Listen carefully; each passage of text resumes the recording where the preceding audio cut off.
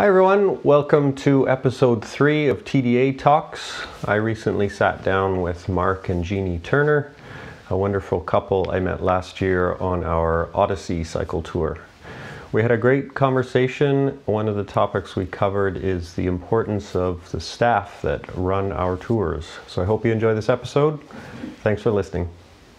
All right, well, let's start. We'll start with Jeanne. If I could get you guys to each say your names and where you're based and what tours you've done.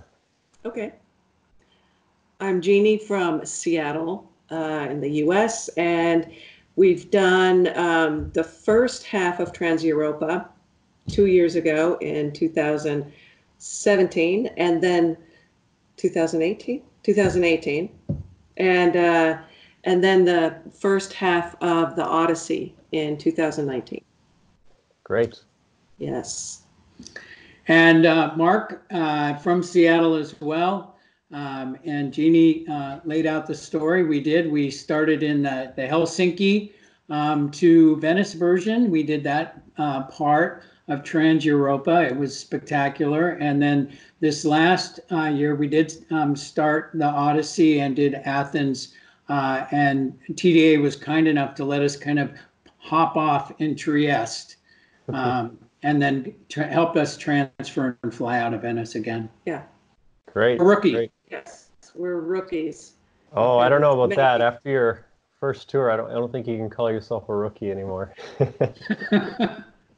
So I see you guys, looks like you're at home. So tell me how you're coping and how you guys are adjusting and how life has changed over the last couple of weeks with the current situation. Well, we've been at home. We've been homebound with just going out for short rides, definitely walking, because you may hear a few dogs in the background. So they're the ones that get us out a lot. That's good. Doing social distancing and shopping as little as possible.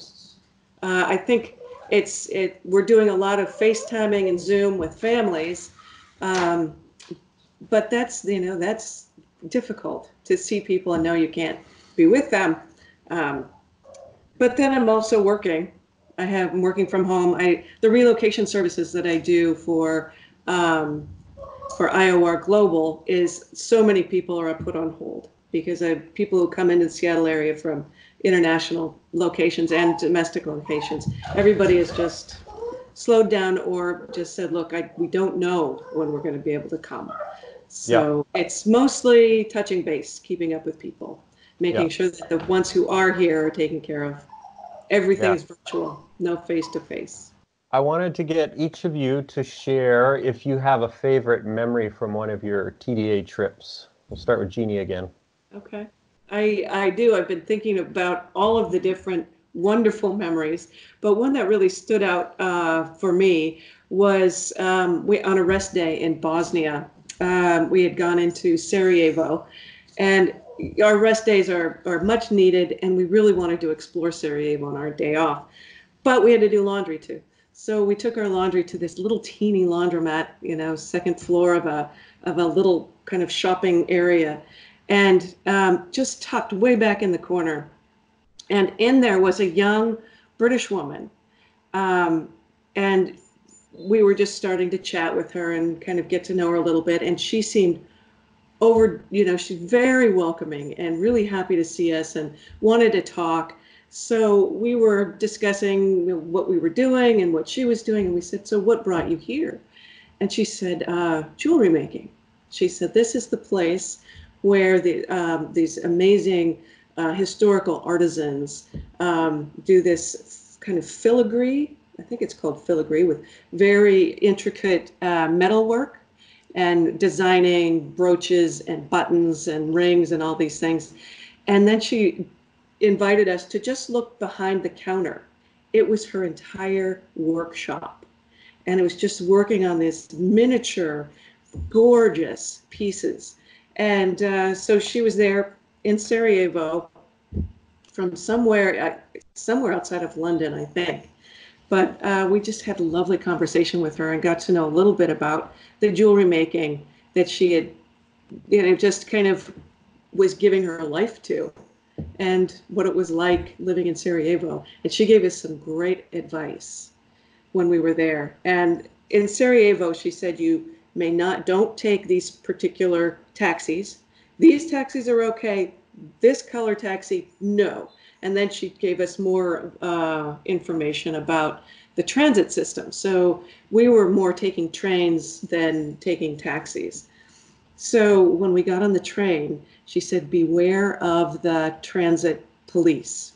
They wear boots, they're in uniforms, and they might want to shake you down a little bit. So we get on the train. Sure enough, there's the guy, big guy in boots, uniform, and he, I am obviously, I smile. I am, Very American, so American. Try not to be, but it just comes out. And he immediately picks me out of the group of people getting on and says, okay, like, you're going to show me your ticket. And it's like, I just looked at him. And I said, no. And I went back, took my seat, and he didn't bother us. He didn't. It was so interesting that I would not have known what to do, because I obey authority. I would have, who knows what would have happened? Maybe nothing, but maybe we would have had to give up a few more, some more money to this guy just to be able to stay on the train. So we had this kind of serendipitous moment with this woman telling us. For sure, and those little tidbits of useful information make you feel so much more confident when you're traveling and out and about in a foreign city.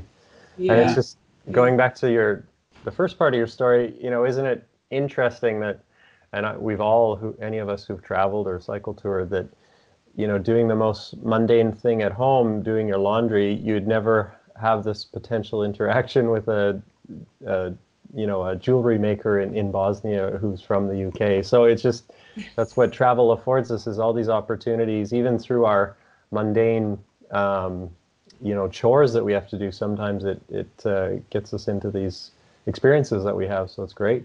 Yeah. Yes. That, I think, is what TDA kind of afforded us, were these kind of serendipitous moments to pay attention to those. Yeah. Anything? Did you have another memory, Mark? Mm-hmm. Yeah, I do. And Jeannie kind of has my line there, is that the world is a wonderfully serendipitous place if you're not looking for it. And on our tours, I have at least a top 10 I was working on, but I'll share just one memory that will always stand out. And it comes back to, one is the connection with the TDA crew. Yeah. And we landed, I have my, the itinerary is what I'm reading here. We stopped in Sarande, Albania, and we were just having a rest day, and we were off the coast of the Greek island of Corfu. And for personal reasons, we needed to go there. And Balazs and Peter helped us get that figured out. Two of our staff. Yes. And what was so great about it was that we were going to take the day, but we actually were not going to bicycle. We found a ferry over there, and we rented scooters. And so we got our scooters, we get going, and here's the serendipitous part. It just happened to be Ionian Reunification Day. And somewhere late in the 1860s, the Greek islands reunified back under Greek rule from where they had been ruled, I think, by the Brits. And there was this huge celebration and parade and costumes. Awesome. And we caught it all just out of pure serendipity. It will never leave my brain. It was just an amazing moment. And don't get Peter and Balazs in trouble, because I needed them to come with me to Corfu for culinary and bicycle purposes. And they were with us that day, and it was amazing. Yeah. I think I remember you showing me some video from that day. That was pretty cool, pretty special for sure. Yes, definitely. For both of you, you guys are professionals. You you take on a lot of responsibility in your careers. You know, Mark, on your profile, I talked about leadership coaching and organizational development and performance consultation and all these things. So, and this might sound funny, but and I'm not looking for a compliment to our staff, but what is it that makes professional people like yourselves, and I've seen people from, you know, in their 40s, 50s, 60s, even 70s on our tours, that come on these trips and all of a sudden put a lot of their faith and a lot of confidence in these young staff? What is it that makes you guys able to sort of, I guess, relax, let go a bit, and let someone else take charge? I think at root, people are looking for an adventure. I remember when I first learned of TDA, I said, Jeannie, this is epic shit. We need to do more of this in our lives. And then looking at the history of the company, right, it cued me in that there was a high level of confidence. So my anxiety of being taken care of was reduced. So I think it's two things. One, I think it's the people that are attracted to this are probably much more sophisticated in terms of being a global citizen, being open to and embracing of the world of difference that you're going to experience. But two, and this is where I think it really matters, where things are really powerful, is in those evening rider meetings, where you get to sit down and not only briefly reflect on the day, but then have a person that's leading talk about what's up the next day. What are your expectations? What are some of the key points that somebody would see if they were riding and curious? And then let that take place. I know this last year, there were people that rode solo most of the trip. And that was what they wanted to do. And you're allowed to, if you want to some way be the last person leaving the camp every day, you can make that happen, and it's fine. And another thing that the staff does that I think is important for this is to give them space. Whoever is last, if they don't want to have the pressure of seeing Baba or Peter or Shanny or whoever, or Sharita be the sweep, seeing that person, they get busy doing other things. Peter was taking pictures on one day, and we saw him. We said, Peter, get up here. We want to ride with you to finish the day. So it comes down to the intercultural competence that you guys showing in interacting effectively with all of these people with different backgrounds, and then doing your best to support what they want out of the tour. And that's that intercultural competence that you guys just have innately. In fact, I think there's a great story for your company to tell to the world on how you're doing this. Oh, great. Thank you. I guess maybe I was fishing for a compliment there. Thank you. Can we ask you a question? Sure, of course. What has been a standout, amazing moment for you as I read about your early trip leading adventure, but what has been a standout moment for you? Oh, well, there's been many. I'll relate the one, you may have seen it. I wrote an email to some of our fellow staff and riders that did the Odyssey last year. So I was you guys were on that trip, and I was a fill-in tour leader at the last minute for the section through Greece and into as far as Bosnia. So if you might remember, there was this one day close to the Bosnian border where I was going off of the tour leader's notes from the previous year, and I read that there was many tunnels on that stage, and so it was in my mind, but there was many other logistical things I had been thinking about for that stage, and you're always, always, always worried about the safety of the riders and planning ahead and getting enough supplies and lots of things to think about. So I was aware of the tunnels, but it wasn't sort of top of mind. And so getting partway through the day, I got a call from, I think it was one of the riders who said that they had crashed in one of the very first tunnels. Maybe it was the first tunnel, because these tunnels weren't long, but they were very dark and very rough surface inside. So it was very challenging for the riders to get in and get out safely. It wasn't so much traffic, but just the condition of the road and the darkness. So so I quickly spun around and tried to go back and help out where I could. And thankfully, there was one rider that had a pretty hard fall, but he was fine and up and moving about by the next day. But you know, as a trip leader, I don't do it as often anymore, but it's sort of, you know, those are your worst days, because you never want to see one of the riders fall or hurt themselves. And you know, there were moments that day when we thought the one rider, Bob, would have to leave the trip, and obviously that feels like a failure for us. You know, we don't want that to happen. So I rightfully take responsibility for all the good and bad decisions that happen when I'm a trip leader. And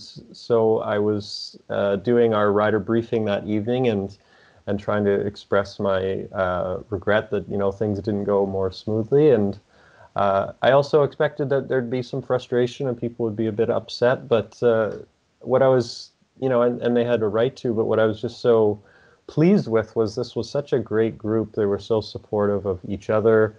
And the staff, that everyone was just nothing but, you know, positive and reassuring to me, and helped to build up my confidence again that, you know, we're a team and we're all working on this together. So that was a really wonderful moment. You know, we do these trips because we like the challenge and we like solving problems, but we love a happy client too. And we love, you know, when people are enjoying themselves and you know, able to have that great team spirit. So that meant a lot to me personally, and just, you know, I think it also helped solidify, you know, the group. And, you know, sometimes it takes those rough days for everyone to feel like a team, for sure. Yeah. Jeanne helps people understand how to work through that in a way that is a pro-social positive outcome. And I'll say innately, what I've seen in your staff is the ability to do that, to stay calm when things around you can be kind of helter-skelter. Sharita and helping deal with the accident that Chris had and going back. And I don't know all of the stories or the ins and outs of that, but just seeing her demeanor working through the process. You doing the rider meetings, and it's this sense that we're still coming together. And the other thing I want to say is I learned, so there's a lot to learn about doing this touring. And there's some behaviors I certainly did on my first tour that I would reel back in. I didn't do them the second tour, but we did joke about a couple of things, because on the first tour, we ended some of the days where it was like, really? The last 7K of that was really, really sandy, difficult, whatever it was. And then it became something to where, you know, this is how this kind of works. Not every day ends in first class seating and an on-time arrival. I think to understand our first trip, we were really focused on the ride each day, just going from A to B and then getting there, cleaning up and exploring. On the second trip, it was no, slow down. Take each day where the ride is the thing. You can get there and it's probably an amazing place to explore once you're there, but don't lose those moments. Take it slower. Don't worry about if you feel like you're behind, because you know the sweep is behind you. And TDA will help you out if you need to take a ride in or something. But don't lose those moments, because there were so many things to see that I think could easily be missed on a different type of tour. Because something that the tour leader and everybody in the staff would try to put out to people is take advantage of where you are. Go slow, look around. And you guys really made that clear to us, to don't forget to do that. Yeah, well, that's really good advice. But one other thing about that, though, is on the opposite end of the spectrum was how amazing some of the riders are. Oh, yeah. Their stamina, their speed. Yeah. When the first meeting we had, where I think it was Michael said, okay, who wants to sign up on Strava? And there were 12 people that were all about, let's make this an exciting stage type of thing, where they were really on the move. And they just happened to be very fast riders normally. Yeah. And but you guys it works make for them space too. for that. You make space for the, for all the different abilities, interests, wherever somebody's coming from. You guys have made space for that. Yeah, well, that's great, guys. Thank you so much. That's I feel fortunate to have people like you that we get to have on our tours. You guys are so complimentary, and it's really appreciative. And we're all just so eager to, as everyone in the world is, just to get beyond this current situation, and excited for the tours ahead, because there'll be many to have. And was there anything else you guys wanted to mention before I let you go? Any other thoughts, comments? The other thing and we didn't mention it off the bat, was doing this with our family members. We have family kind of spread around, and we've been having online meetings where we're sharing high points and low points. And last night was ridiculously hilarious because we did a timeout for everybody to go and get a mask. Not a surgical mask. Not a surgical mask, but some Halloween or party mask they had. And it was everything from a crying baby mask to my brother, who has a big horse head mask. And we just connected in a way that, a way that has come natural with going on these tours with TDA. We've really connected and want to keep that connection going. So, yeah, absolutely. Yeah, we all have to sort of make an extra effort and use these modern devices and, to our advantage, and do the best we can right now. And it's, I'm trying to take the positive from it too. Like I wouldn't have had a real reason to connect with you guys this month or this year in this way, for sure. Like we might have exchanged some emails, but this is really nice that we get a chance to chat, when normally I would have just seen you guys on a trip here and there. So it's great. And, these are the positives. Well, Jeannie, Mark, thanks so much. This was a lot of fun. Thank you, Shanny. Say hi to everybody. Ciao. Will do. Take care. Bye-bye. That's it for episode 3. Thanks for listening.